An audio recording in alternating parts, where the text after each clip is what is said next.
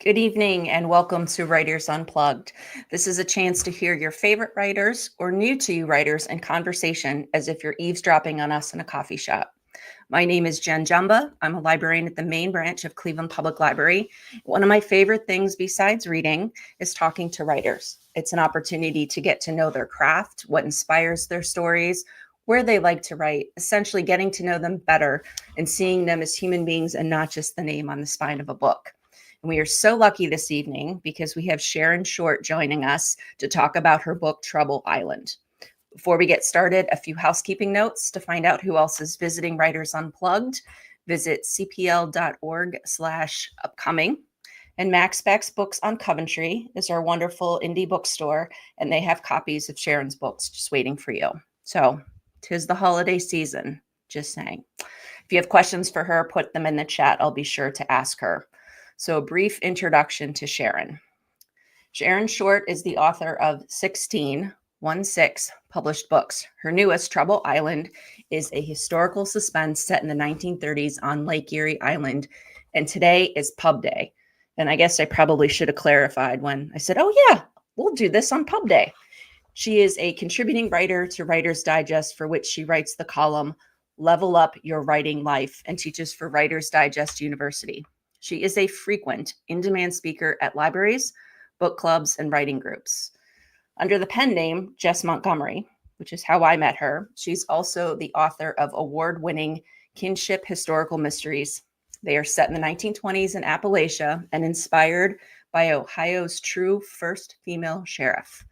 She's a 3-time recipient of the Individual Excellence Award in Literary Arts from the Ohio Arts Council, a 2-time recipient of the Montgomery County Arts and Cultural District Individual Artist Fellowship, and has been a John E. Nance Writer-in-Residence at Thurber House, which is located in Columbus. Sharon attended Wright State University, where she earned a Bachelor of Arts in English with honors and a French minor, and Bowling Green State University, where she earned her Master's of Arts in English with a specialization in technical communication. She lives in Southern Ohio with her husband and their 3 spoiled cats. She and her husband are also the proud parents of 2 adult daughters. In her spare time, Sharon enjoys spending time with family, friends, reading, swimming, watching good TV, films, and hiking. I'm fortunate to have known Sharon for a few years. Recently, we were able to connect in real life, and you will see she is a delight and an incredibly talented storyteller. So please join me in a warm welcome to Sharon Short. You. I'm excited to be here, and it was great to meet in person. It was like you sat down at the table, like, hey, Sharon. And then I was like, wait a second, we're in real life. But I feel like I've known you. I followed you and been in conversation with you a few times over the last few years. But today is incredibly special. It's not very often that as a librarian, I get to talk to a writer on their pub day. So today is the birthday. This is the day that everybody now has a chance to read Trouble Island. So first of all, congratulations. I'm sure it has been a whirlwind of a day. It has, in a good way. And I'm glad to cap it off by talking with you. Thank you so much. Can you give us just a little bit of an overview of this story, Trouble Island? Sure. It starts in 1932, and it is set on an island in Lake Erie that is inspired by a true island that was owned by a gangster and used as a staging place for bootlegging. But also, the island had a resort and a casino and just, a elaborate house that the gangster in question, who's in real life, his name was Joe Roscoe, used as a way to kind of lure politicians, journalists, other gangsters to the island. And by doing so, he kind of got them in his pocket. So in my imagining, this island becomes Trouble Island because, as you can imagine, Middle Island is not as compelling of a name as Trouble Island. And it starts with a woman on the lam who is staying on the island, working for the estranged wife of a gangster. and she's trying to figure out what her future could be, how she's going to get off this island and start life anew, when the gangster and his bizarre entourage, a fascinating group of people, including an actor, um, the estranged wife's cousin, a doctor, another gangster that he has a truce with, some bodyguards. They all show up on the island, and havoc starts almost immediately, as you can imagine. And quickly on their heels comes an ice storm that locks everybody down on the island. It's set in the end of November is when it opens. So that's the premise of Trouble Island. It's an incredible story. So I'm joined by award-winning writer Sharon Short. Trouble Island debuts today, appropriately named in terms of trouble. And we were talking a little bit beforehand that I live near Lake Erie. And so I purposely choose to take an Edgewater drive into work every day because I enjoy seeing the lake. I enjoy seeing it on beautiful days, on fall days, just the way things, sometimes it looks still like glass. During this time of year, it is quite the opposite. So the fact that a storm sets in with this motley group of characters just really sets the tone. It's incredibly atmospheric. If you're not grabbing a cup of tea or another hot beverage, because you will be chilled, at least I was when I was reading it, because you capture that so beautifully. Well, so I know that there's an interesting origin story, not just the Joe Roscoe, but there's a very interesting story in your family that helped to inspire this story. Will you take a moment and share that with all of us? I'd be glad to. So, yes, the island that I just described, it was called Middle Island, has been bopping around in my mind for probably 20 years. I learned about it when I accompanied one of our daughters on a fifth grade field trip to northern Ohio.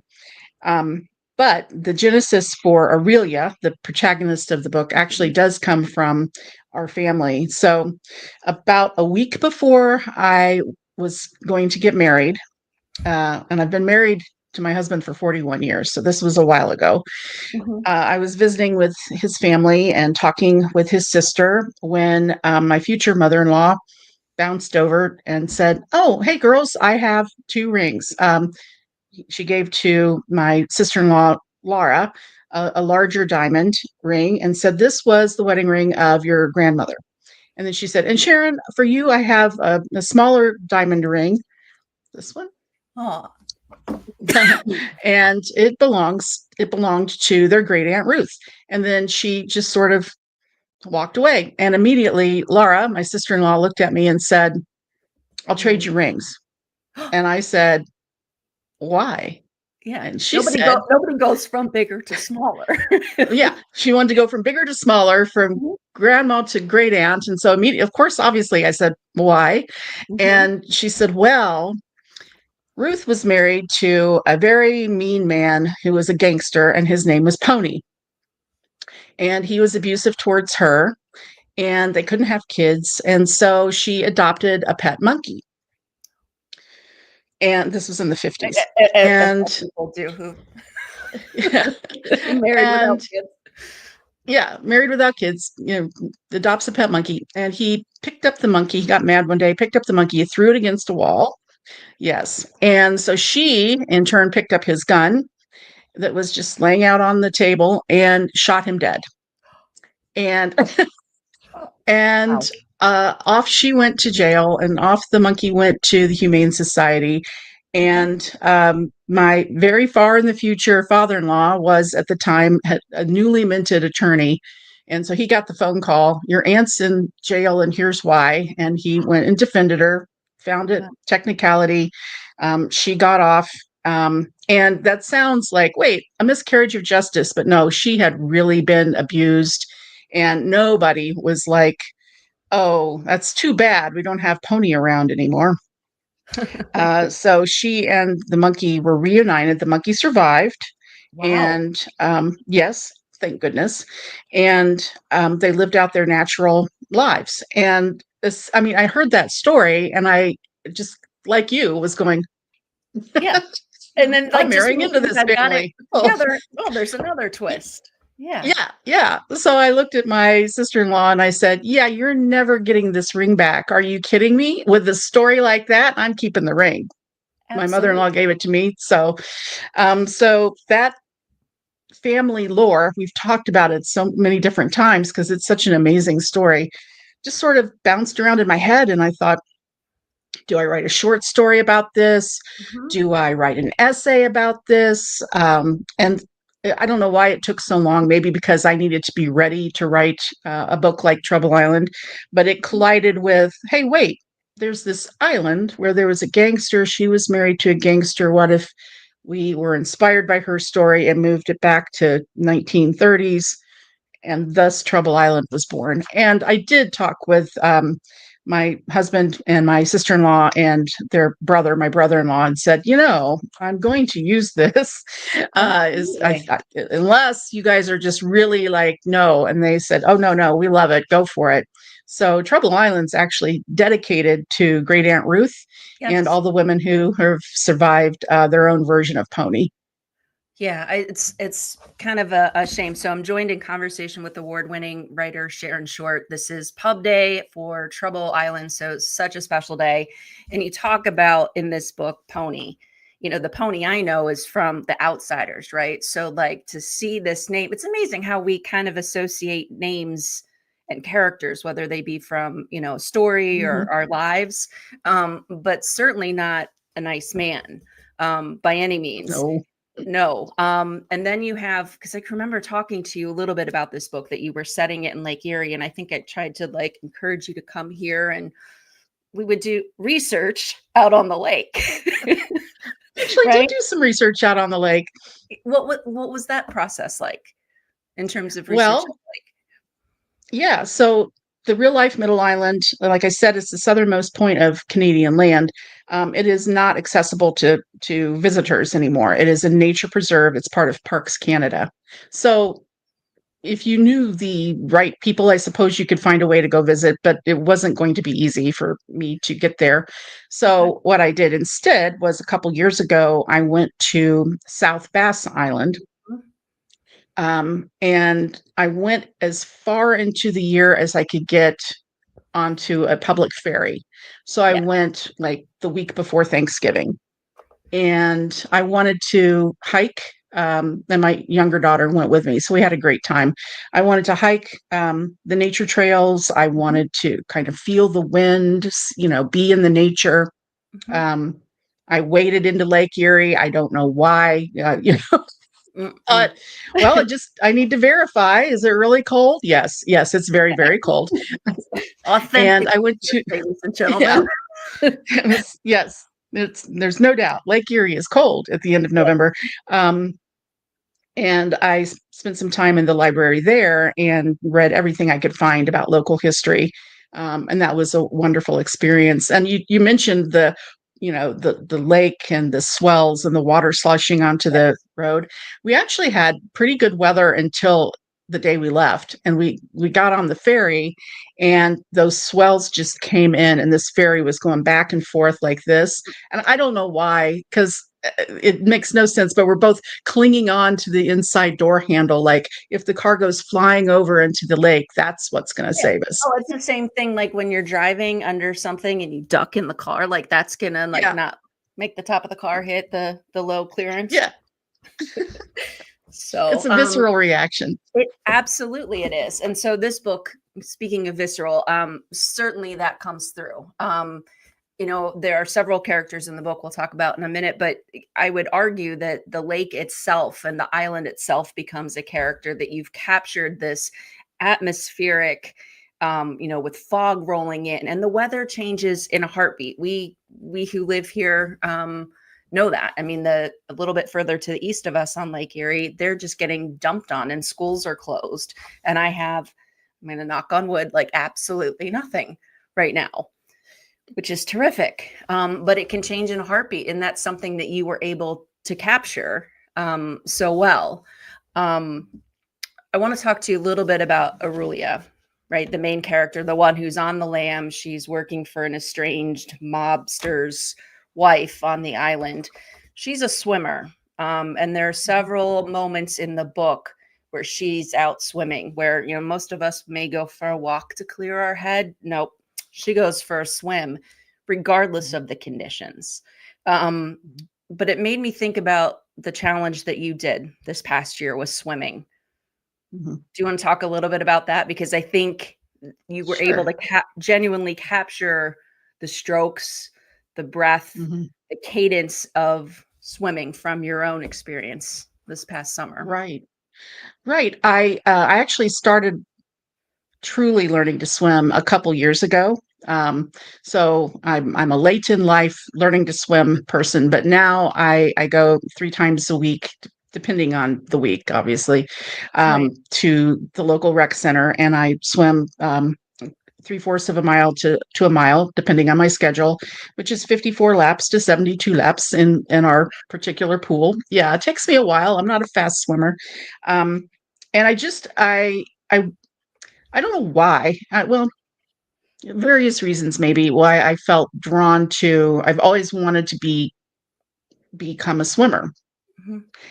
but I was terrified because if you don't know how to swim, it's scary. So I went from you know barely able to sort of do a backstroke, kind of flail my way Yeah. to actually knowing strokes and knowing how to swim. And what's funny is I've gotten comfortable enough that now once I'm in my rhythm, my mind will start to wander to what I'm working on. So I'm writing this book, and and I'm swimming, and my mind's wandering to, oh yeah, this what could happen if you're swimming in Lake Erie and it's really cold, Yeah. Um, and I had a couple times where I was swimming on my back and got so lost in my own thoughts that I kind of zoned out and swam into the wall, which is goofy. Um, but I also ended up naming the main gangster, Eddie, after an Eddie that we have in our pool. Okay. There's this one spot that just makes lane 5 a little bit more challenging than all the other lanes. And especially when I was first learning to swim, I uh, I tried to avoid that lane because I wasn't strong, it just threw me enough. Right. And I thought, oh, wait, and Eddie is a disruptor. This gangster showing up is a disruptor. Mhm. So that's how he got his name.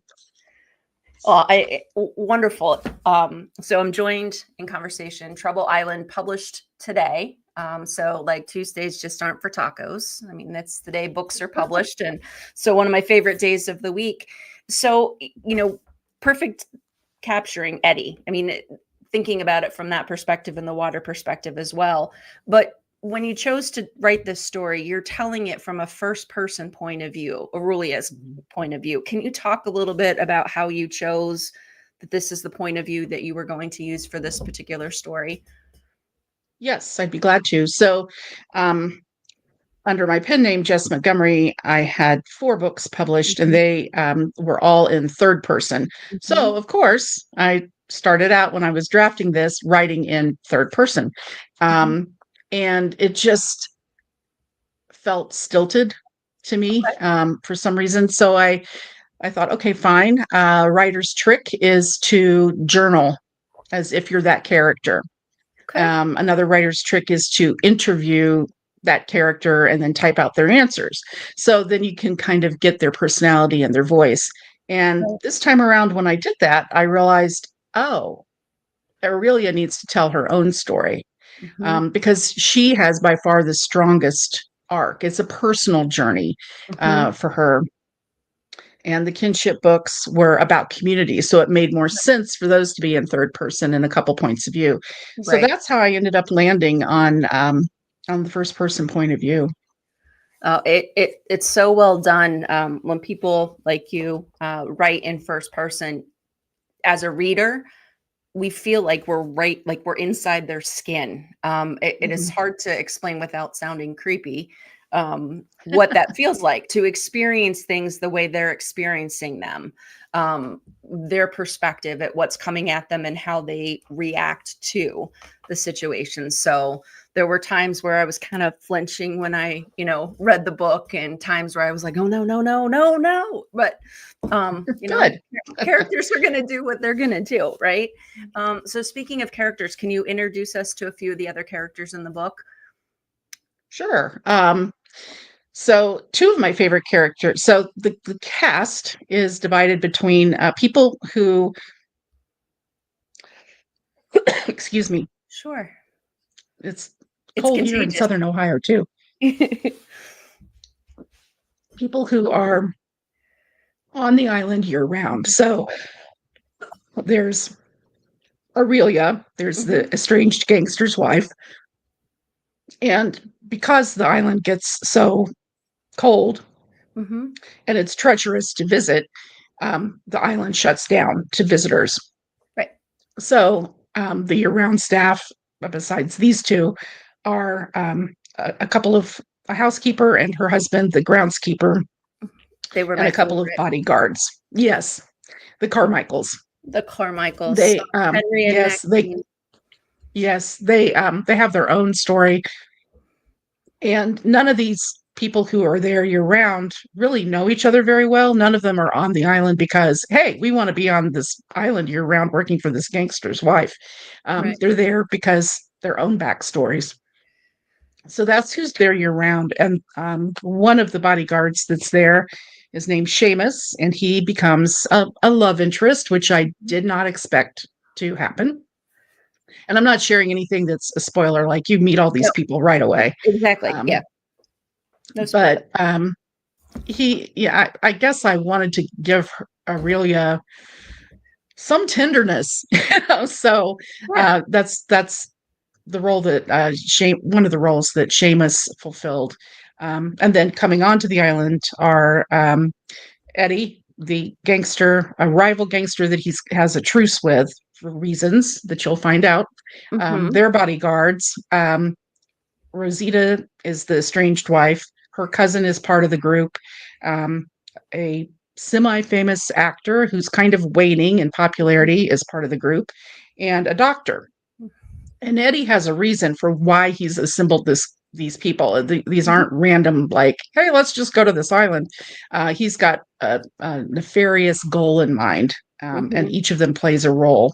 So that's the cast of characters. And I'm leaving out one important character, and that's Largo, the macaw. Yes. Yes, the Yes. parrot. And he and another bird are kind of the stand-in for Aunt Ruth's monkey. I thought about having a monkey, but I thought that's going to be really hard to pull off and take up a lot of pages to explain what's happening. Right. So I tend to use a lot of bird symbolism for whatever reason in what I write. Yeah, I mean, a couple different birds show up at different points and different types of birds and bird watching. So certainly makes me think. So I'm joined by award-winning writer Sharon Short. Trouble Island debuts today. So we're talking about this motley group of characters, and poor Aurelia, she's just going out for her morning swim, right, to allow her mind just to kind of escape the situation she finds herself in, and she sees a boat coming. And not only does she see a boat coming, but the boat, per nautical, are they rules, law, has a flag. And it symbolizes that the owner or the owner's wife is on the boat. Well, so since she knows Rosita's there on the island with her, she knows this is Eddie and that they've been estranged for a while. And she doesn't have much contact with Rosita. Rosita kind of stays in her own little wing of the home. And, Aurelia's job is to make sure that she has something to eat and update her on anything that's happening. And so if you can imagine going out for a swim, seeing this boat and then trying to hurry up and get back, to this mansion, that the tension starts to build from there, and really just kind of grabs a hold of the reader and doesn't really let go until the end. So good, she says. So, there's several lines in the book that really kind of struck me is that um, sometimes we revere those who have gone before us and imagine we know who they would have been and how they'd feel about us had they lived, right? And so it's no secret we learn early on that Eddie named his boat after his mom, Mhm. but he was orphaned at a very young age. So how well did he know his mom? And then typically it's like a big deal to have a boat named after you. Yeah. So I was struck by that line in particular, and then just how it kind of plays out with each of the characters within the story. Oh, thank you. Yeah. And it does, you're right. It does play out with each of the characters. Mhm. It was as if I planned it that way. I was gonna say, like, are you supposed to be like, well, yeah, I'm glad you That's caught very that. insightful. I'm glad you caught that, Jen. Yeah, but it's kind of amazing. I think about you as a writer, and I think like how often you set out, to tell a story, and then once it's in the hands of readers, how it changes, because we all as readers bring our own experience, our own perspective to things, and so yes, it's still your story, but it's kind of fun. And early in your intro we talked about how you like to visit libraries and book groups, and I Mhm. imagine book groups have to be like fantastic because there's like 8 or 10 people reading the same book, but none of them have the same opinion. Right. So Yeah, that is fun. And it's true. I mean, writer, like all writers, a large part of my time is spent working alone, but then I work with a publishing team at Minotaur, and I have some close friends who are also writers, and depending on where we are in our own schedules and what we're working on, we might share with one another to get feedback. But it's your own product. It's your own creation until pub day, and or a couple months before pub day, actually, because books go out for review and what have you. mhm. And but then it becomes the readers, and that's part of the magic of what we do as readers and literary artists. So I love that, but it's a little nerve wracking because it's your brainchild that's going out into the world. Absolutely. It's like your blood, sweat, tears, heart, soul, everything is Hmm. there. And Yep. so it is really hard, I would imagine, not to take things personally. And we all know that there are ugly trolls out there, who Yeah. do nefarious things, who act like Eddies, in terms of, giving reviews when the book hasn't been published yet and that type of thing. Right. Um, so I was struck by that. I'm also struck by, and we're talking to Sharon Short, Trouble Island, published today. Super exciting. Um, so the cascade of events, we so often people talk about the butterfly effect, right? Where the butterfly beats his wings and then this happens and then this happens. And it's the same kind of series of events that you capture in different ways to the characters within the story, that this set this off and this happened. And so Hmm. often I think we find ourselves in life doing that, kind of questioning things like, well, gosh, well, what if I wasn't running late? Would that have happened? Or what if I would have picked up Right. the phone? Like, you know, I mean, life, Yeah, I guess, is really a choose your own adventure. Anything really can happen. that's Um, right. but can you talk a little bit about, because this is another one of my favorite isms in the story. It's now a new word. We're going to coin it I like it. from this day forward. I think you should. Okay, good. Yeah, I'm just gonna have you blurb my word. So Yeah, trademark it. there we go. Perfect. And we have some witnesses for sure. The origin of Aurelia's name. Can you talk about where Mm. that came from? Because that's just such great insight into a character and kind of why they do what they do and how that ultimately influences them. Yeah, so Aurelia is an assumed name, and you find that on fairly soon as well in the book. And I wanted something that was her. I'm not going to give away her actual name, Right. but it's very kind of a plain name, and so she wanted something that was evocative of the the world beyond. She grew up in the kind of sheltered area, and then she, got stuck with Pony, and then now she's on this island. But she's a person who wants to see the broader world. So Mhm. Aurelia was just a sort of exotic name that she came across. Again, part of her backstory. Won't Mhm. give that away, but that she adopted to Mhm. um, kind of tell herself that, yeah, you can get out there and Yep. eventually you're going to maybe get out there and see the broader world. Absolutely, because But she it's a starts pretty from name. this. Yeah, she starts from a small rural town, and she ends up Hmm. in Toledo, and Toledo's like the big city. And I have to say, like, first of all, thank you, because throughout the book, there's great references to libraries. The Toledo Public Library being one of the most Hmm. wonderful places on earth. I agree. Disney's got nothing. But it's really kind of fun to see that nod, even in the mansion which she's staying in. It's hard to tell. I don't know if you guys can see because the ring light, but there's like the mansion that kind of sits on Hmm. the island, and you see like the storm that is brewing. But within the mansion, there's a library, and she is just Yes. beyond amazed because, as most of us readers, we can travel anywhere, so long as we Hmm. pick up a book. And then I was a little jealous of the ladders that slid across. Thought that, wow, Yes. I've one always day wanted one of those. I always wanted one Yeah. of those too.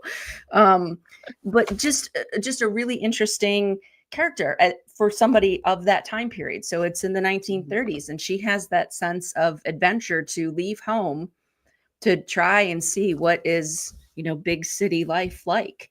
And I have to kind of hand it to her and her, courage um, to do that. Well, libraries were super important to me as a kid. Um, so I grew up in a chaotic family, and books were my escape. You can go anywhere in a book. Mhm. Um, we were referencing Hank Philippi Ryan's Yeah. quote earlier that it's always safe inside a book. That Hmm. is true. And you know, libraries and school were kind of what saved me. So I wanted to give those nods to libraries and the Carnegie system, and then Toledo Library, and so forth. And as I mentioned, I did research in libraries, and I love libraries, of course. So there was a little bit of me that um, my kids loved Beauty and the Beast, and Hmm. that library. I Yeah. thought she gets a library like Belle's library, Yeah. and people, did have libraries Eddie and Rosita are very like everything around them is about glitz and image. And so for them, the library that's all it is. It's like, oh, look at us. Hmm. But for Aurelia, it's a refuge, and it becomes necessary.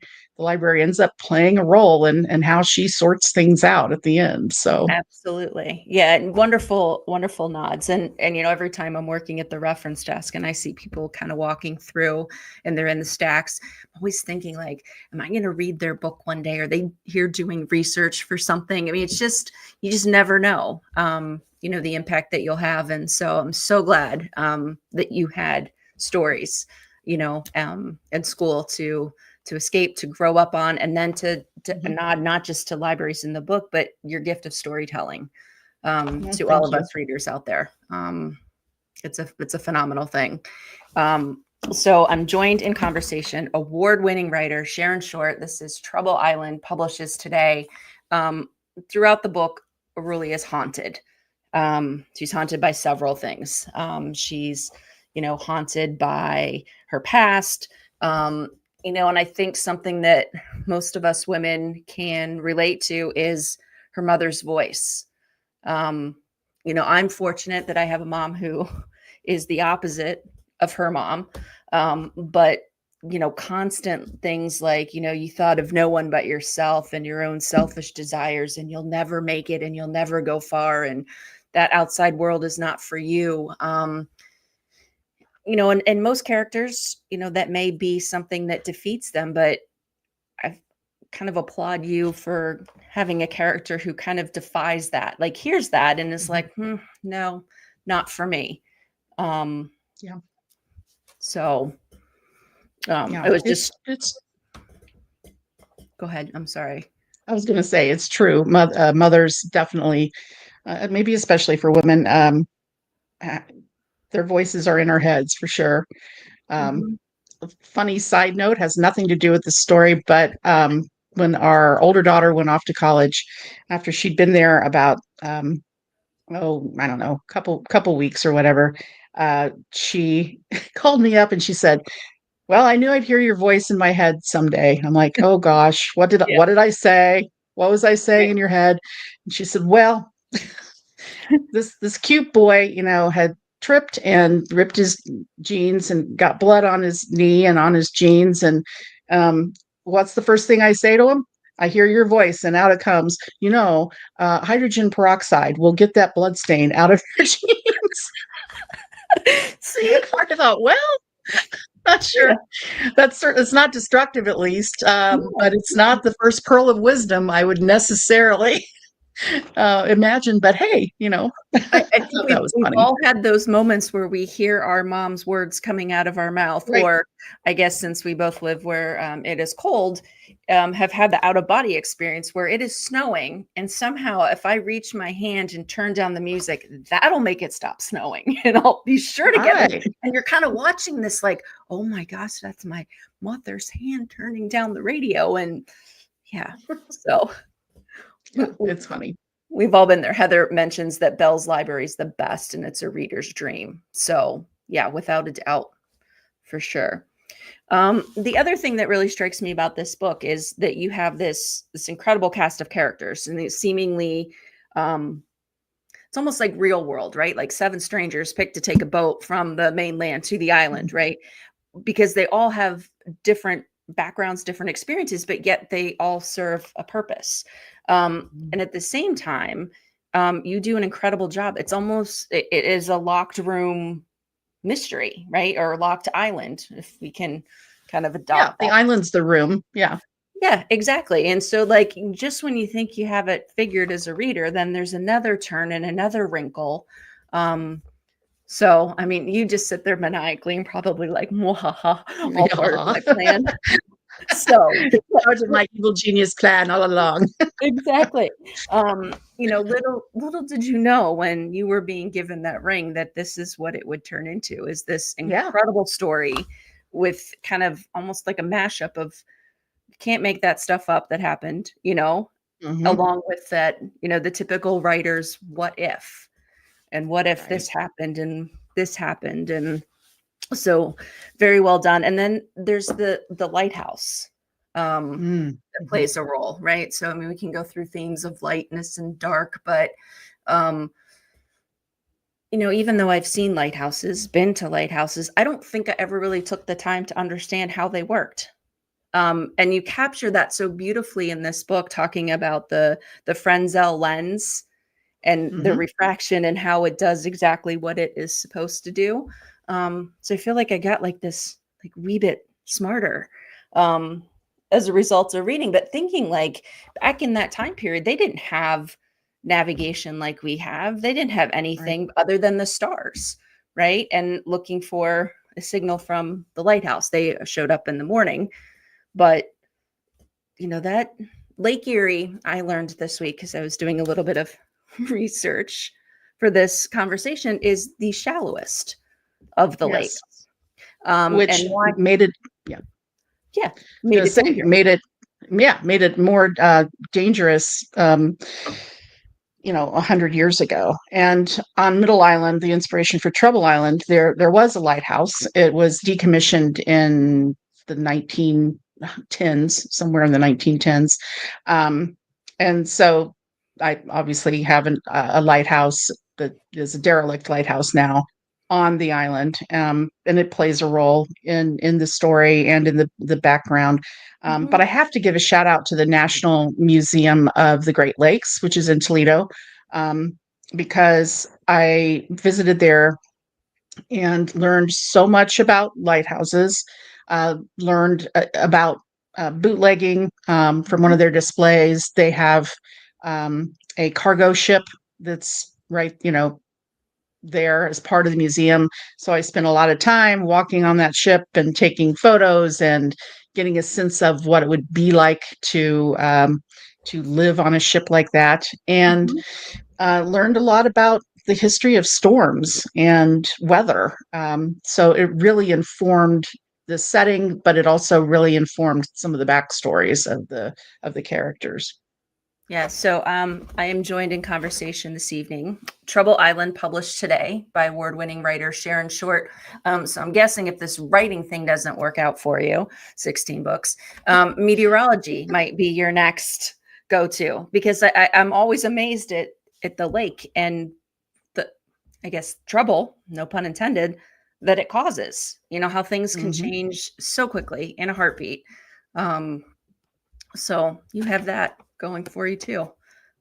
You So. know, that's an interesting comment because when I was a kid, I was very fascinated by clouds Mhm. and learned. I can't recite them now, but I because it's been a while. But I learned all the different types of Mhm. clouds, and I went to for some project in middle school. I went to the local TV station and interviewed the meteorologist, and so yeah, maybe in a different life, yeah. Yeah. Well, I always think it's funny because, with all the technology we have today with weather, right? You have radar and you have this and next generation that and all of this stuff. And like, guys, just look out the window.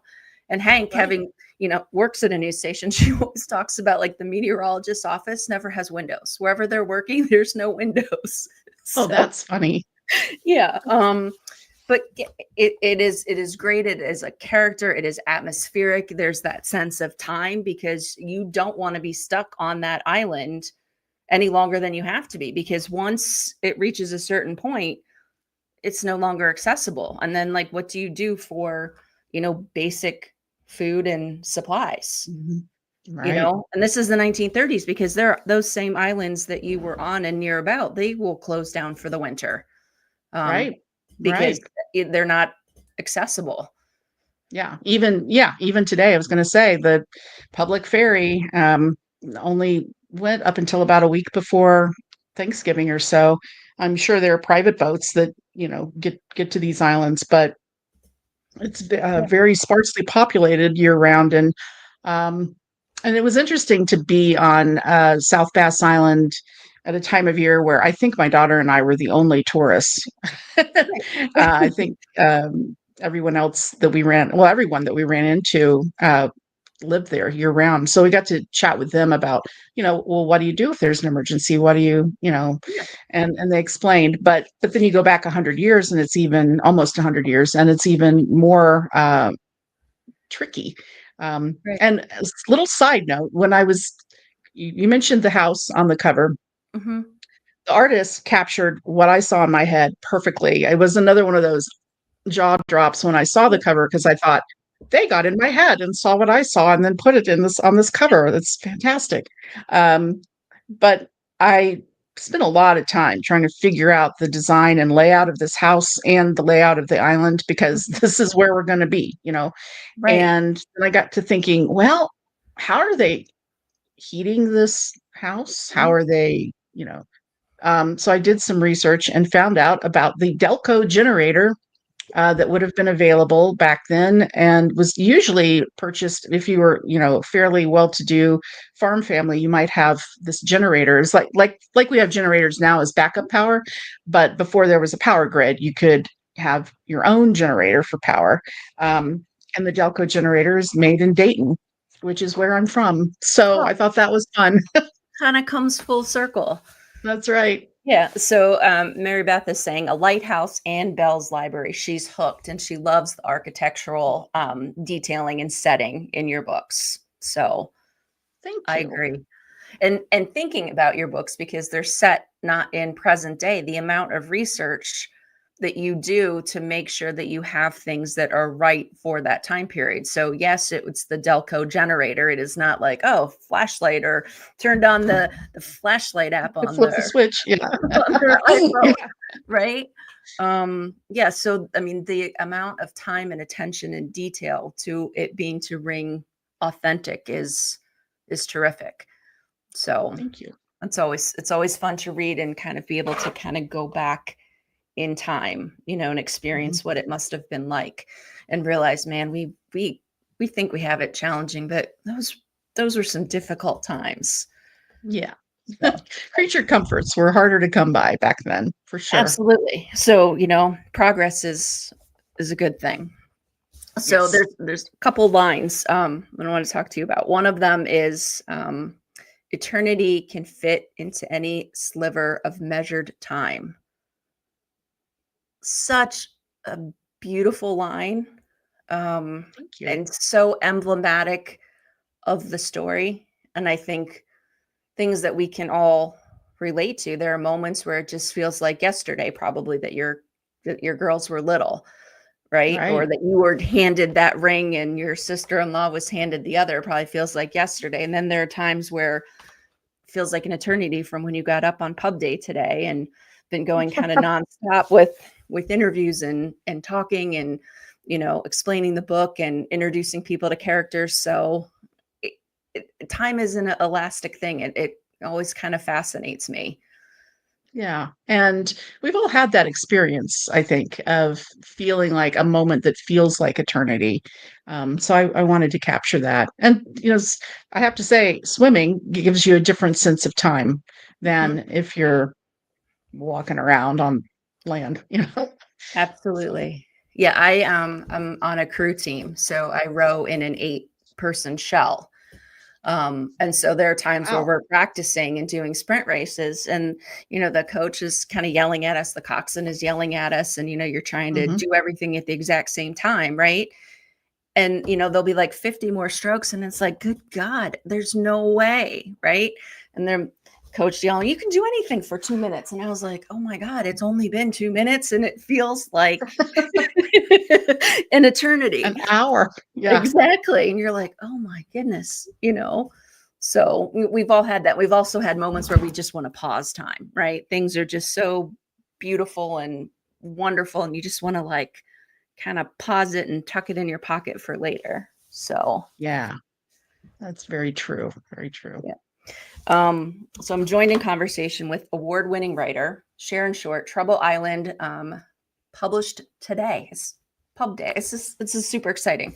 Um, so the other thing in there, there's an issue, a situation that's happening, and I think we've all been there, where the character says, "Close your eyes and focus on a good memory." When things are challenging or when things are tough. I mean, some people may want to square breathe or 4-7-8 breathe, but that close your eyes and focus on a good memory, so helpful. So Good. helpful. So I'm It's glad it's you what I do when I need to. Yeah. do. You want to share what your good memory is? I mean, I know you have plenty to choose Sure. from. Do have plenty to choose from, but I'll share this one. So our older daughter is in the military, Mhm. and when she graduated from officer training school, afterwards we accompanied her to where she would be stationed next, and happened to be on the Gulf. And it's kind of funny because, like I say, I'm a swimmer now in a Yeah. pool with, the deep end is 5.5 feet and or Yeah. 6 feet, and I'm 5'4", so I could always jump. There's no waves other than the little eddy, and then there are lifeguards all around. Yeah. So I don't think I would be comfortable now swimming in an ocean, but at the time I was absolutely terrified. And my husband and our daughters are not terrified of anything physical. So they're out, way out, and like several waves out. And I'm Oh, standing, on the edge, like, oh, yeah. it's up to my knees. Oh, gosh, I don't know. Yeah. And they all just very gently said, come on, you can do this. And okay. I kept my eyes focused on them. I leapt over a wave and then another one. And Hmm. then I suddenly just relaxed Yeah. and I felt safe. And Wow. so that's a memory I like to go back to. That's a great memory. It also is a great memory. Like, you can do hard things. Yes. Yeah. I mean, and I know writing a book can't be easy. You talked earlier how it's a very solitary pursuit. Um, one sentence after the next? What does your writing process look like? Do you start with a draft, Mm. outline, post-its? Oh, yeah. I always think this next book, I'll be super organized and logical, and it never ever happens. I mean, really, it's a mess until it's not. But the general process is that I'm bitten by an idea that just will not leave me alone. Mhm, And then I start brainstorming. Okay, I sort of interview myself. Okay, well, if you're going to have a woman on the lam that's like great Aunt Ruth, what about this? What about why is mhm. where is she going? What, and you sort of build it out with all these questions to get the essential premise together. And then I spend a lot of time figuring out characters, Okay. and it's not one and done. It's not, oh, I've made these character bios and now I don't have to think about that anymore. I'll just refer to the bios. I have to loop back and update those as I'm drafting. But initially, I spend a lot of time thinking about not just the individual stories of the characters, but how they relate to each other. Mhm, I try to make sure that each character has a foil mhm, that can play off of each other. And then I have a sort of general outline. I usually think I know where I'm going to land, and then it changes. But I have to think I know the ending, because then that yeah, way I have like a little tightrope that I'm walking across, yeah, and I draft after that, and then and I have to say the initial draft, I really don't like the initial drafting. I love the creating of the characters and the plot and the idea and mhm, all of that, and I right, love revising. That's okay, my favorite part of writing, is the rewriting, rewriting, rewriting. yeah, But the initial drafting I find really hard for whatever reason. So what I end up doing is saying, okay, it's 1,000 words a day. okay, You're going to keep wow, 200 of them eventually, but yeah, but you got to make that clay. You got to make that initial. To me, my drafts are like a big old lump of clay, and then you can start shaping and well, that's molding. where, I mean, there's many different facets to writing, but I think that's where like that editing comes in and being able to revise, because you have like that overall view and you have like somewhat of a not quite granular view, but it's through the sculpting and the editing. I mean, always amazed because you and I have access to the same words roughly, Mhm. but yet you put them together in a way. And I'm very much, this is part of the reason why I love reading your books so much, is because I'm very character driven. They talk about the different ways by which people enter books, through plot, setting, character, and language. And you do all four spectacularly, but it's those characters. And you just like upped the ante with this book because they're characters that are within themselves, within this physical space. They're not distracted by going here on this trip or Mhm. interacting with this neighbor down the street or heading over here. So to be able to have that interplay with the characters and still keep them interesting and kind of a little bit off kilter as a reader, to can I trust this character? Can I trust that this is diabolical? Yeah, You I know? know. I love it. I love it when a plan comes together. So I'm joined in conversation on her pub day, award-winning writer Sharon Short. This is Trouble Island.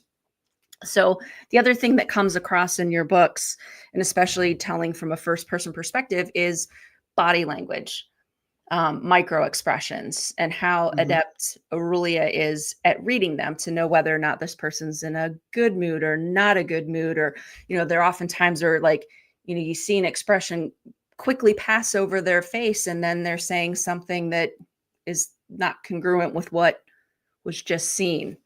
Um, so as a reader, constantly thrown, trying to figure out what's true, what's not true. What are they trying to Yeah. do? What's their motive, right? It's fascinating, studying just human behavior, and how we interact with one another. So, Yeah. And I'm fascinated by that as well. And I think, we all communicate in that way. And so mhm, it's a challenge to capture it on the page. I always think, well, in really good television or really good film, that's what the actors carry. So mhm, how can I get that onto the page but deftly and quickly so that it doesn't stop the pace of the story. So it's a challenge that I enjoy. Oh, well, I will say keep up. You said your process, and for the next book, you'll be organized. I say you have an award-winning process as is. I wouldn't mess with anything for sure. Uh, So keep Trouble keep it Island, messy is what you're saying. absolutely, because you have to have something. It's kind of like you have to have something by which to edit or canvas. So there's a local artist here in Cleveland. Her name is Mary Deutschman, and she does oils. She hates seeing a white canvas. So she paints every canvas red to start. And then the painting emerges from there. But I just think like, wow, you just eliminate that stumbling block of, oh, it has to be perfect. And no, like the perfection comes in the revision and adding the brush strokes and then, adding layers upon layers. And I think that that's what you do with the words in your stories, because we certainly as readers understand where the character's coming from, because you do a wonderful job of us being able to kind of see inside their mind. So that sounded really Frankensteinish, but I didn't mean it to. But just it's not just what somebody does, but why they do it. Yeah. To me, is fascinating, and we can almost always justify why we're doing something because it makes Yes, sense and to us. that does make sense, and that's one of the fun things in thinking about antagonists, Mhm, is they always think that why they're behaving the way they're behaving is noble and mhm. correct and proper. And I love those kind of antagonists because it asks the thorny question of, oh, who am I an antagonist to without realizing it, for example. Oh, So I absolutely. love playing with that. Yeah, you do a wonderful job. So everybody, Trouble Island. It is a must read. It is a must give for the holiday season. Sharon Short, award-winning writer. So as we finish up the final 5 questions. Ah, okay. So, okay. Are you a morning person or a night owl? I'm more of a night owl Okay. for sure. What treasures would you include if you were packing up to go live on an island? Oh, I'd wow, my cats, Yeah, my husband. I take my husband and my cats. Um, absolutely. yeah, I would definitely take photos. I would take photos of my family for sure. That's what I would most want to rescue and save, besides the living creatures in my house, if there were a fire or if I had to run away. Is there a Trouble Island pie coming soon? Oh, Oh my fabulous goodness. baker. I am a pretty good baker. You know what? I hadn't thought of coming up with a Trouble Island pie, but I think I will. But now I will. Okay, I will perfect. brainstorm that. That's fun. I think it would be perfect. Suits you. Yeah, I'm imagining like chocolate chips and caramel and some toasted coconut, and like you're going to be in trouble if you eat more than a thin slice of this. That's what I would call a Absolutely. Trouble My Island pie. It's my kind of pie right there. Yeah. Speaking the same language. What's the best part about being a writer? Mm. Oh gosh. I think it's the community, honestly. I mean, I love creating stories. I love being part of this world, but the relationships I've built along the way are absolutely priceless and beyond any rewards that I could get. So, Oh, you're part of a pretty special internal book group, of yes. writers, who take trips. Yeah. Yeah. Yeah. And then BoucherCon. I've been a couple times and that's where we like met in real life. And just amazed by that community. Everybody supports Mhm. one another, encourages one another. It's not at all like, I would say, not to say it's not competitive, but you don't trample anybody to Right. get ahead. It is so inclusive that there are times where I'm like, man, I want to be a writer just because they're all so nice. And I was like, no, Well, my come role is to on be in. a reader. Yeah. Um, and then the last question is, what is your favorite holiday tradition? Since we're rolling into Oh, the holiday season. My favorite holiday tradition. Actually, we're very we love Advent. Yes. So I love getting out the Advent wreath and lighting the candle each Sunday, and then on Christmas Day, lighting the Christ candle in the middle.